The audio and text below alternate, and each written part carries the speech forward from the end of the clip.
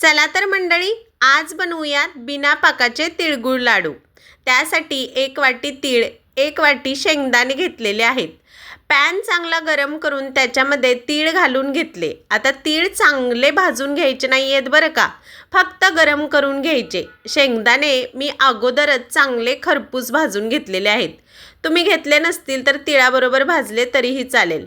2 ते 3 टीस्पून तीळ मी भाजलेले काढून घेतले।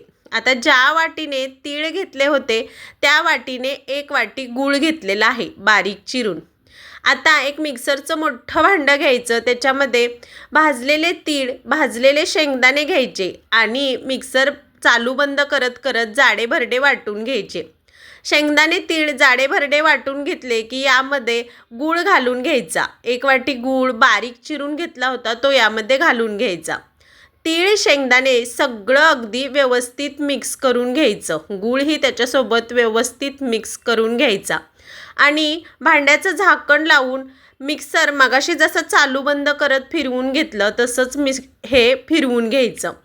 आता एका पसरट भांड्यामध्ये हे मिश्रण काढून घ्यायचं।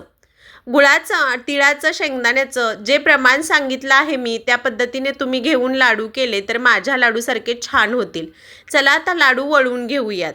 या रेसिपीचा लॉंग व्हिडिओ आपल्या चॅनलवरती उपलब्ध आहे, त्याची लिंक या व्हिडिओ खाली दिलेली आहे। तिथून तुम्ही सविस्तर रेसिपी पाहून माझ्यासारखे मस्त असे लाडू या संक्रांतीला नक्की बनवा। सगळे लाडू वळून झालेले आहेत माझे। तुम्हाला जर ही रेसिपी आवडली असेल तर लाईक शेअर सबस्क्राईब जरूर करा।